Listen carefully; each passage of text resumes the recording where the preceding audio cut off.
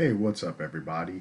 Welcome to another edition of Wade Watches. I'm Wade, and today I'm going to be reviewing Talk to Me, directed by Danny and Michael Philippou. Hopefully, I'm pronouncing that right, and starring, let's see here, Sophie Wilde, Alexandra Jensen, Joel Bird, Otis Donji, and Miranda Otto, I believe of Lord of the Rings fame. Yep, that's right.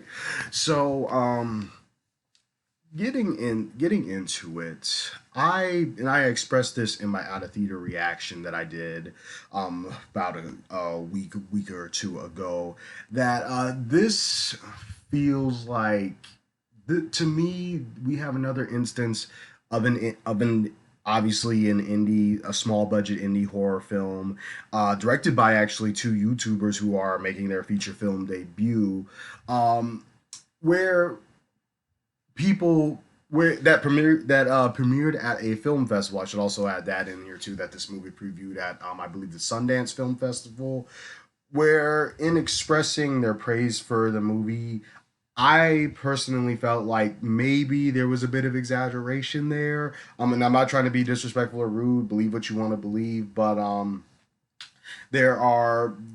I saw, like, I heard some critiques saying things like this is one of the, like horror masterpiece, stuff like that.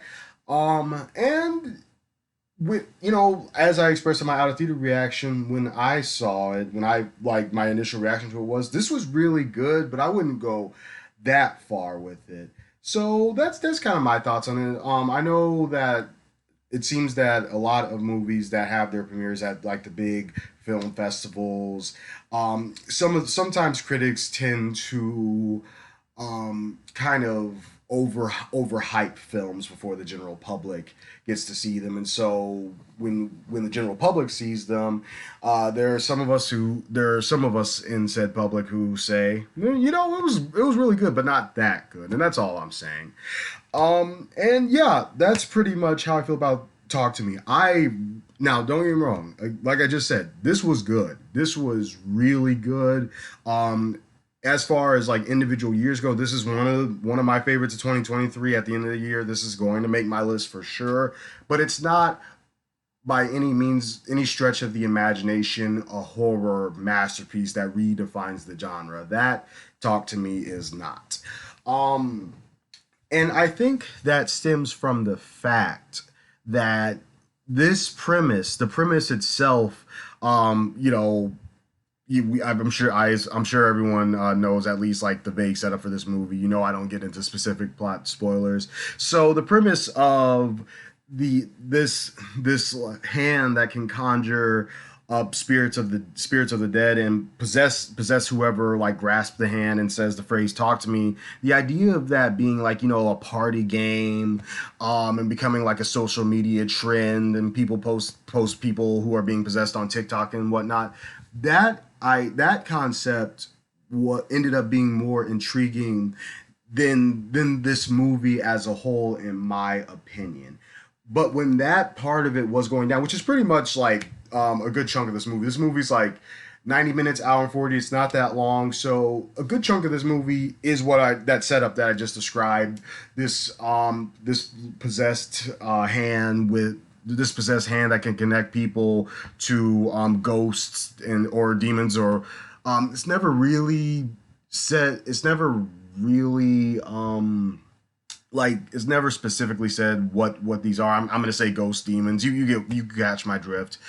The idea of this hand that can do that and it becoming more or less like a party game for high schoolers was a very neat one. It was a very intriguing one, and was very cool to see. Like how basically people viewing it as a joke was something that I was very fascinated by, and it definitely speaks volumes about the human condition for sure. Um, but and this is where I will keep things vague. I don't want to give away what else happens here, but that you've seen that in all the trailers that's out there.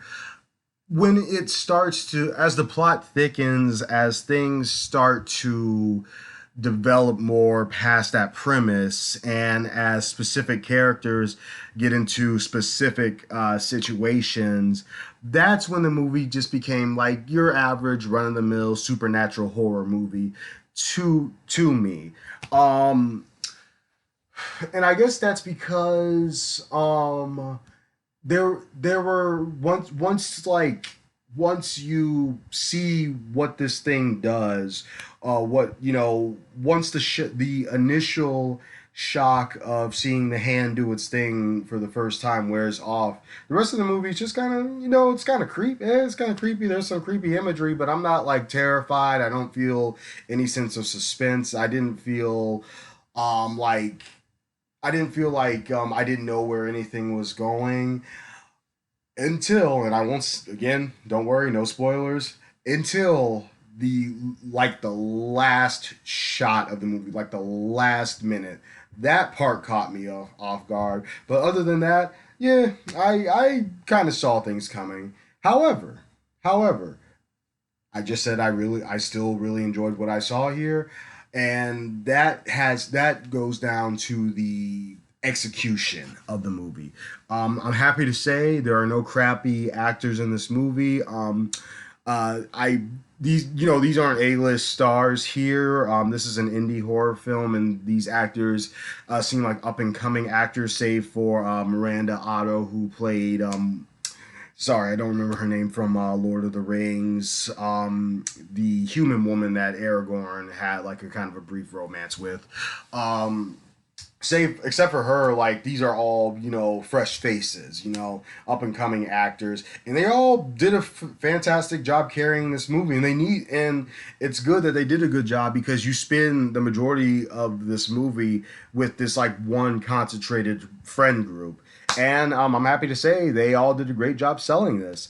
And also though I am saying, and though I do admit that there's nothing that took me by surprise in this movie. There is something to be said for, just kind of like, there is some ghastly imagery. There is some effective gore.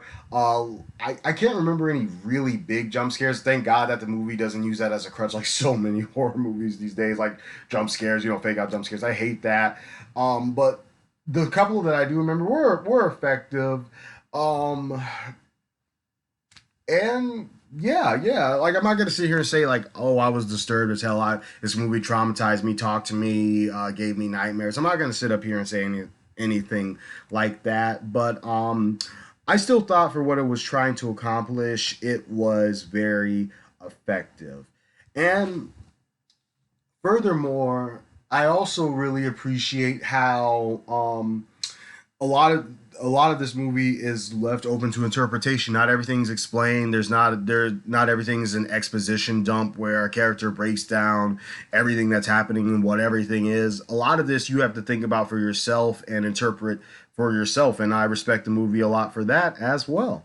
So, wrapping it up, though Talk to Me is not by any stretch of the imagination like the most original horror movie I have seen in the past few years. It's thoroughly enjoyable, even somewhat thought provoking, especially in that first half.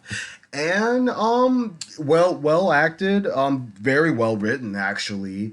And I had a fun time watching it. It's another solid horror movie for 2023. And wrapping it up, I'm going to give Talk to Me an 8 out of 10. Again, not a horror masterpiece, but it almost comes close. So 8 out of 10 for Talk to Me. This has been another edition of Wave Watches, and I will see you all next time. Peace.